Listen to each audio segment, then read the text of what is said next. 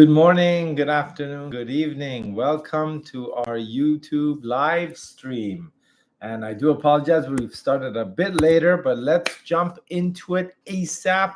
Right afterwards, we're going to be answering your questions and comments on our YouTube channel.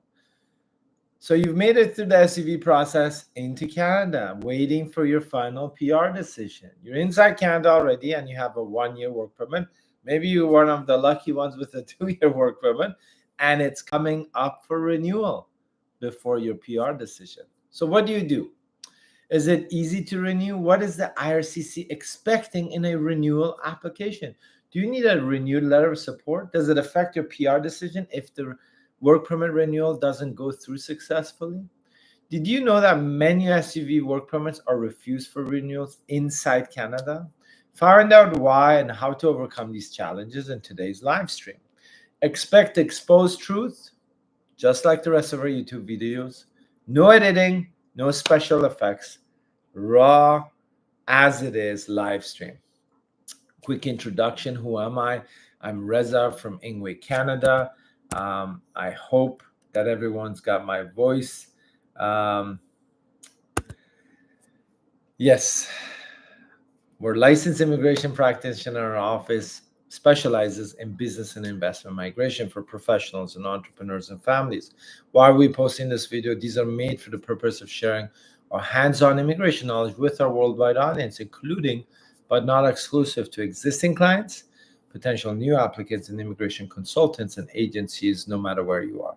If you're thinking about immigrating, we're here to help. Get a free email assessment with us by filling out the form down below. And of course, if you're an active immigration practitioner, we can assist you with outsourcing your back office operations, including assessments, processing, and pre and post landing support. So more options than just Startup Visa Canada. We are a solution provider for Canada, Panama, Portugal, New Zealand, Greece, Dubai, and way beyond. Okay, let's jump into it, folks. Ensuring a smooth renewal for your Startup Visa work permit is crucial, and these are the key steps that could help you increase your chances of approval. From geographic restrictions to demonstrated economic benefits, this guide covers the essential aspects to consider. Many SUV applicants inside Canada are refused a work permit mainly because they think that they don't need to do anything after they've arrived, except having a website, a business plan, a letter of support, and an ongoing PR process. That's the farthest thing from the truth. Since this is an LMI-exempt work permit under the Startup Visa business program, the foundation of the work permit is based on the Immigration Refugee Protection Regulations 205A, which basically means, which implies significant benefit has to be brought either socially, culturally, or economically to Canada and Canadians. And that's why you don't need an LMIA, and that's why you can issue a job offer from your own startup to yourself. That's the simple truth.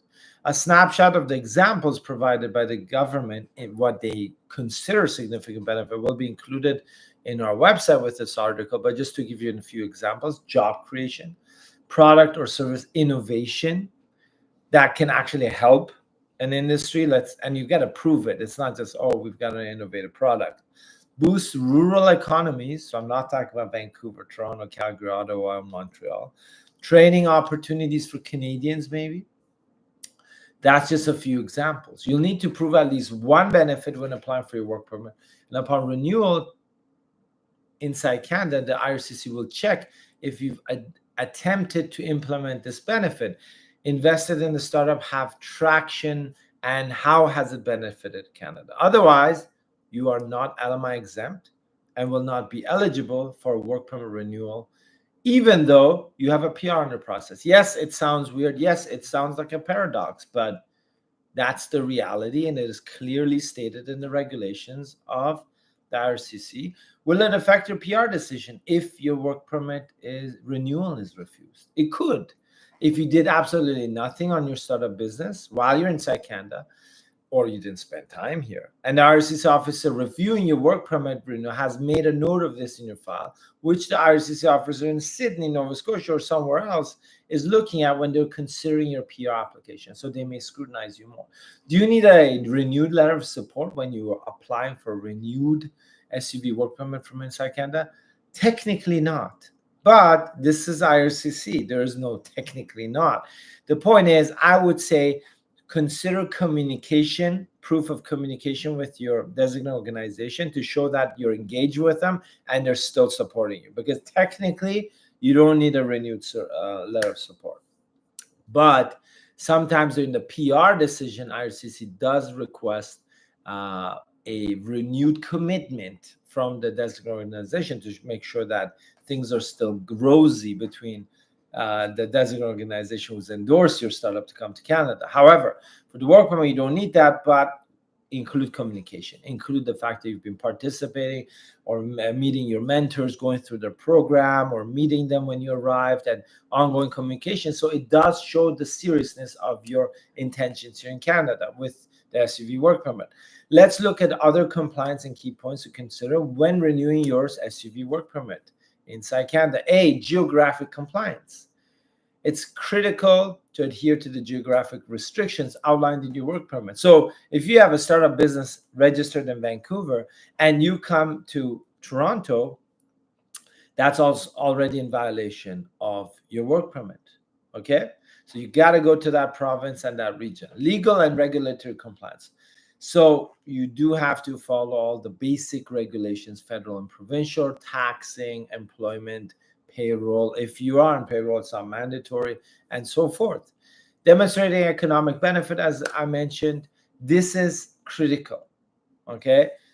Investing in your startup, whether it's operations, R&D, hiring Canadians, training, internships, maybe participating, pilot projects, joint ventures, presentations. I could go on for an hour on this. Here's some examples. Document your business progress. This is what you need to submit in your renewal for your startup visa work permit inside Canada. Keep meticulous records of your quarterly goals, business decisions, financial transactions, and meetings, okay, and challenges that you've had. Additionally, make sure to keep your meetings with business partners and clients. You can log these meetings and attach redacted evidence to the logs for documentation purposes. Utilize funding appropriately. Ensure that you're actively using the funds allocated for your business operations. This demonstrates your dedication and genuinity to driving economic growth and to operate your startup business. Remember, you did submit a business plan that had cash flow projections, and the first 1 or 2 years, you've committed an investment. Explore hiring opportunities. Even if you're not hiring, actively engaging in recruitment efforts is pretty important. This can include job advertisements, HR recruitment firms, correspondences or agreements, and showcasing your commitment to business expansion. Establishing HR policies. That's important. Foster business development with your designated organization. As I mentioned, build partnerships with B2B partners or distribution or even subject matter experts. Stay connected with local vendors and customers. It's key. You need suppliers and customers. That's a for-profit business. If you have not identified your vendors, if you have not identified your customers, if you have none of those, then why should they renew your work permit? Active participation in the business community. Demonstrate your dedication to the growth of your startup. Adapt based on market research. Continually update your market research based on your original business plan, and justify. Invest in the products and service development. Hire professionals or companies or people or whatever to develop and finalize the product or service or solution, or whatever you call it, that is for your startup. Okay, if you don't have it ready, what kind of startup is it that doesn't have a product or solution ready? Maintain digital presence, of course, social media, marketing, event participation, advertisement, online, offline. I don't care how you do it, just do it. Engage in industry events, so chambers of commerce events, maybe startup events like Collision. Attend, participate, do pitches. Maybe you're meeting investors. Maybe you've got external financing. Networking, all these things will help you. Another point is highlight your commitment and involvement. Demonstrate your active day-to-day involvement in running and growing the startup business in Canada and globally. Provide documentation for your leadership role, decision-making, and hands-on operations. Explain how you've been working to advance the startup and achieve its goals. Highlight your dedication and the steps you've taken with supporting documentation. Because remember, folks, you are guilty until proven innocent, according to the IRCC. So if you say I've done all these 10 things and you don't, and you only put one document there proving one of those, then 9 of those you did not do. If you've done 10 things and you've put proof for 7.5 of them, then yeah, they'll accept that you've probably done all 10. That's how it works. If you do not provide supporting documentation in your SUV work permit renewal inside Canada, then you are sitting duck. Remember, we're always posting about these key details for immigration programs and other global mobility solutions for professionals, investors, entrepreneurs, and if that's what you're interested in, you can subscribe to our YouTube channel for more deep dive videos. 2 important reasons that could lead to the refusal of the work permit renewal application. 1, lack of satisfactory proof of participation.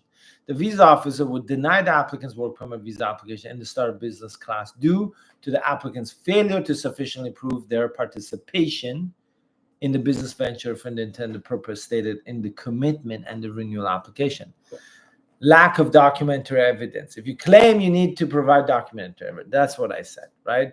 Whether you've done it inside Canada or outside, you do need to provide documentation. Economic benefit, folks. Social benefit to Canada, cultural benefit to Canada, economic benefit to Canada. Prove to anyone that you've been doing this, okay? If you like immigration hacks, creative immigration solutions, or key analysis and the exposed truth about immigration policies and updates, no matter where you want to immigrate to, click on the subscribe button for our YouTube channel. By following these steps that we've discussed today, or just a general guideline, you can demonstrate your commitment to economic growth, compliance. You can increase the likelihood of a successful ICV work permit renewal. Remember, preparation and documentation are key to a smooth renewal process. And remember this, the International Mobility Program, which is the LMI-exempt branch or category of programs for IRCC, also audits many LMI-exempt work permit holders inside Canada. So you do need to be in compliance with that as well. Watch our other video that we've already posted regarding those audits of how you can prepare, what's required, what's not, and how SUV is different compared to the C10, C11, ICT, and other bilateral agreement LMI-exempt work permits for businesses, entrepreneurs, and self-employed. If you're thinking about immigrating, whether permanently, temporarily, well, you're at the right place. We just don't offer immigration. We offer cross-border solutions. I can guarantee only one point. I'll be there until the end, meaning that immigration is not perfect. We all know that. It can be slow, yeah, sometimes painful, and lots of unexpected surprises with government policy changes and program updates that we've seen globally in 2024, a lot of them. Can any airplane pilot, as an example, guarantee a perfect flight with no turbulence for like 10, 12, 14-hour flight? Probably not, and you shouldn't. The same goes for immigration. What our commitment to you is that we will give you the good news and the bad news and work with you to resolve any issues that may come up until you achieve the result you hired us for. We won't leave you stranded when it becomes a bit challenging sometimes. We're there until the end, no matter what. You're in full control of which program you choose for immigration. We give you all the options for your eligibility, then you decide. Does your local immigration consultant or office offer you this as well? We have a $1 million errors and omissions professional insurance, which protects you and us from fraud or mistakes, as well as a dedicated insured client trust account with our Canadian banking institutions. Our team speaks over 10 languages, and we help applicants from over 50 different countries during the immigration process. Yeah, we're pretty familiar with your documentation from your country of origin, I'm pretty sure. Click the link below this video and get a free email assessment for eligible applicants only. If you're ready to apply and want a one-on-one session with me or one of my immigration team members at Ingwe, you can also book a session using, again, the consultation link in the description of this video. And if you're thinking, hey, why would I pay to do a consultation with you? Well, you can take our knowledge for a test drive before you book a one-on-one with our YouTube channel every week our regular live stream where we answer all of your questions for free on the spot. So you can subscribe to our YouTube channel to be notified of when we're online and on what date and what time. Yes, we are online now, and we're going to go to our colleagues. So we've got a lot of people.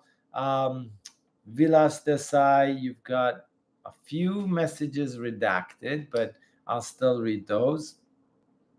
Hi, Reza. Happy to share that my group has received IRCC the request for additional information to make a decision. I refer your YouTube a year back advising to see from which IRCC location came.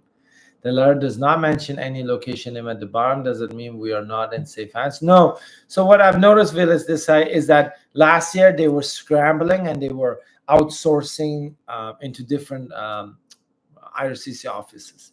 This year they've just been keeping it like just no location details. Okay, so we believe they may have streamlined the core team, but they're not in one location. They're load balancing, but they're not stating the location. This is the significant offer of the letter. Sincerely, DB38673. Okay, this is the signing officer. Interesting. I like to just do a search on that. So thanks for Vilastai for sharing the officer ID number. And yeah, we have that officer ID number. I know them. I mean, they're not bad, actually. They're quite relaxed. I have another group that's under them, but they've been waiting for a while, you know, from the pre-arrival letter for a while. So they're not a tough one, but we have seen cases where officers have been switched around. So one junior officer handles it and then passes it on to somebody who's like a bulldog. But so far, your officer seems okay. So so that's good. Okay, let's go to some other. Ali John says, how will one come to know that the PR application has been accepted in the top 10 slots per designated organization in any given year, as the acknowledgement from IRCC comes in with significant delay?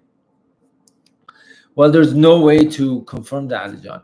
The way it works is that designated organization is controlling themselves 10, and the IRCC has a, when you submit the application, you have to put in all the details, so they keep track of it too. Okay, so you're at the mercy of the designated organization saying it's 10 for this year, right? There's no way for you to check. IRCC checks, the designated organization does the self-policing in that way, but that's it. No other way. Sorry about that. We are a 5-member group where only one member is an essential and shall be applying for work permit. Remaining members are non-essential and do not plan to apply for work permit. Okay, Ali, thank you. Instead, shall work on the venture from country of residence. In your expert experience, is this arrangement acceptable, and can this be viewed adversely by IRCC? No, it's perfectly fine. That's what a lot of people do, is that 1 or 2 people come on a work permit inside Canada. We highly advise under the startup visa for at least 1 person to come to Canada. And from there on, the rest of them can be overseas. However, you do have to show proactive role for everyone who's even outside. You have to show progress and traction, like I mentioned. So being outside or inside doesn't make you exempt, but staying outside is fine. Having 1 person come in is perfectly fine, which we recommend as well. Proactive. That's all I can say. Okay. So let's say Angel, greetings from SFO. Ooh, San Francisco. Hope you're doing great. I hope you're enjoying the weather there, Angel. I don't know how it is, but it's got to be nice. I was there a couple months ago. Thanks for joining us today, Angel. And it is what, like 8:30 a.m.? You must be jet lagged or something. Anwar Ahmad, Reza, our SUV PR K9 question came with 35 questions with 1 month deadline to submit. After submitting, how long does it take to get the PR approval? Holy moly, Anwar, 35 questions. October 2022, 5 partners under the SUV program applied for the work permit and PR as 4 partners. Got work permit inside Canada now, and 1 partner work permit 3 times rejected. Okay, 5 founders, 4 of them got a work permit, 1 was refused 3 times. If 1 partner's PR request refused, does that mean all partners' PR application is refused? Or is everyone essential, Anwar? you didn't mention how many of your 5 members are actually essential members and non-essential. But yeah, they all wanted work permit, so they're all essential. Yes, one is refused. Yes, you're right. All right, I just saw that. Sorry, my brain's a bit slow today. Maybe I need some coffee. Yes, unfortunately, they're essential. One person is refused. Everyone is wiped out. I would love to see those questions, Anwar, if you don't mind sharing it with our office, of course. I'll put our email address here, okay? If you don't mind. I just posted it in the chat. Please email us if you can. You can redact whatever your file number and all that. I would love to see the 35 questions, and if it's the K-19, because from the questions I'll know if it's the K-19. That would be amazing. Okay, Amar, I would really appreciate it. And no obligation, but this is interesting. This is interesting. Is there an officer ID number, Anwar, or no? Vilas Desai says the content only asks for updates of business plans, settlement funds, in addition to some forms, nothing else. Yeah, that's pretty standard, Vilas. That's just the standard, generic, plain vanilla update request. Make sure you update the business plan with updated research, market validation, and put a cover page to outline the changes that you made in the business plan. That's the best practice. Who else we got? Okay, Vilas. For another member, the signing officer, NM. Yeah, I've seen officer IDs change around. That's the funny thing, Vilas. That is the funny thing, you know. Ooh. Oh. Yeah. I've seen this one too. Vilas Desai. I don't know yet how that officer is, but yes, that officer I've noticed as well in the SUV program. We don't have validation of the style or type of officer. Are they senior? Are they a bulldog? Are they a canine? Are they a Persian kitty? I don't know. Nikki Patel. Hey, Nikki, how are you? Hello, Reza. Hello back to you, Nikki. Thanks for joining us. Anwar Ahmed. Yes. Nikki says, is it true that after receiving the pre-arrival letter, rest of the process will be completed in your home country immigration department? No, so the PR everything has to be processed inside Canada, and then the final passport request and all the details to get you the visa, the residency visa to arrive to Canada is done through the embassy. But everything up to the security check, medical check, everything to decide on your PR is done inside Canada. The embassy is just like a tool to just get things going and to get you overseas into Canada. Yes, Anwar Ahmed, thank you. Farhan Askar. Hello, Reza. We got 3 partners receives pre-arrival letter in March 2024. How long do we need to wait for the passport request, or do we need to expect another ADR? Tough one to say, Farhan. We've been seeing some getting another request for updates and some not. So what you need to do is you continue the operations. Don't wait and be like, oh, I'm gonna get my PR, right? It's like, that's it, pre-arrival, we're good. No, continue, because if they come at you with a curveball or additional requests, you need to be ready, okay? And if they don't, that's fine. It's like studying for a final exam. You studied for 500 questions and they only give you 50 questions. So what? You are prepared. Nobody's going to lose anything on that. Ali John, if work permit of essential member is rejected, then the entire group's PR application for SUV is rejected. No. Work permit is not. If a work permit refusal, it doesn't affect anyone else. It doesn't affect the PR application directly. It's not like by default. Sure, officers can look at it if there's some weird reason for work permit refusal. It could affect the PR decision maker, but by default, they are not linked directly. Okay, Ali John. Hopefully, I've answered your question. Anwar Ahmed. So the 5th essential partner in the SUV sort of visa, should we wait for the PR and forget about the work permit resubmission since we are coming close to PR review?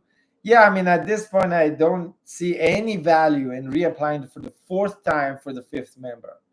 I mean, I'm kind of worried about that person, but since it was 3 refusals. But yeah, there's no point of reapplying. And if they say, why didn't you apply when you want to work? Where he said, I got refused 3 times, buddy. Okay, you gotta wake up and smell the coffee or the roses. It makes no sense if the embassy is refusing it, but it can adversely affect the way the officer for your PR looks at it. Be like, why were they refused 3 times? What was it? And if there's reasoning that maybe their profile doesn't match your business concept, industry, or anything like that, they could use that against the 5th member. But there's no guarantee. It could just be, rosy and pass on and you get the PRs. Amar Ahmed, by the way, all 4 essential partners got their 3-year work permit renewed. Oh, nice, Amar. That's good. Yeah, I mean, obviously people do get renewed SUV work permits. We're just saying that there's also a lot who don't because they don't actually get anything done for their startup. They come to Canada and then they're like, all right, that's it. I'll just wait for my PR. Rosita says, hello, Razajun. Good luck. Thank you, Rosita, for joining us today. Juto OP, what are your consultation fees for an SUV program, Reza? Jute OP. So there's 2 types of fees, Jute OP. One is if you just want us to do the immigration, right, or work permit. And another is if you need any help with the letter of support, which business subsidiaries handle. You can send us an email and we would be happy to quote, depending on what you're exactly looking for, because there's a lot of service. Sometimes people get their own letter of support and come and ask us to do their PR, or sometimes they're work permit refusals and they ask us to do a SUV work permit refusal. Okay. TLHR Dubai, hello sir, please, I have a consultancy incorporation in Ontario. What can I apply for work permit to begin operation? TLHR Dubai, you do need to do an LMI-exempt or an LMI work permit. You do need to be an investor. The operations have to be running, or at least you should be showing money at risk. So that's a huge loaded question, and whoever is doing it for you should guide you on that, right? Because you incorporate it, but that's like 1 out of 100 steps. The rest you got to take care of. Haitam Musa, hi Haitam. My daughter got 38 days TRV to get inside Canada to receive her study permit, and the other one's still under process while they submit together. Okay, good news, Haitam. Hopefully, I hope you're working on your startup, Haitam. Anwar Ahmed, I didn't get the answer of timeline for PR approval after answering questionnaire. Oh, Anwar, there's no. The timeline is a little bit crazy these days. If you submit, usually within 60 to 90 days, everything should be moving forward. But the problem is if they're unhappy, or if the officer goes on vacation in August, that could be pushed back again because it's just one officer, right? So I would say keep in mind that there's some officers I was talking to, like every 20 days, they come back with more questions. So you could see something in 20 to 30 days, or you could see something in 90 days. But don't be surprised if that timeline doesn't work, because right now, nobody has a clue. People can base it on some estimations from last year and be like, yeah, last year or the year before, we saw this trend. Well, that's useless. Okay. Harry, Reza, is it okay to move back home to home country without renewing the work permit and operate the IT-based startup remotely? In terms of the regulations, technically and in theory, yes. But the RCC will ask you, why? You wanted a work permit, you can, why did you leave? Okay, so legally, yes. In practice, they will grill you. They could grill you and say, okay, why did you go back? Didn't you want to come here and start and operate your business and settle here permanently? So what's the plan? Why did you go back? So you better have some great justification, whether personal or professional, with supporting documentation. So don't just write a love letter saying this happened. You need to provide proof, because again, folks, you are guilty until proven innocent. That's just the way the Canadian system works. Isn't it great?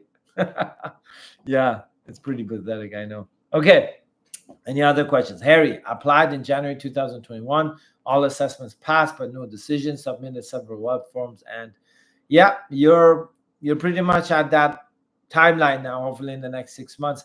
If you're a priority designated organization, even though you applied 3 years ago, 2 years ago, you will be processed this year. If you were not a priority designated organization, maybe you're just getting pushed back and pushed back and pushed back. We don't know, but hopefully in the next 6 months, you'll know. Jute OP, I want to apply for the whole process, like from startup to work permit to PR and SUV program. I have emailed, but I'd like to hear from you, like what will be approximately your consultation fee for this whole process.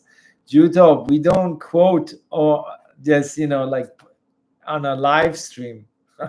Right? If you want the whole process, do you have your own startup? Are you, do you have co-founders? Right? There's a lot of things to do. It's kind of like, it just doesn't work that way where I could quote you, right?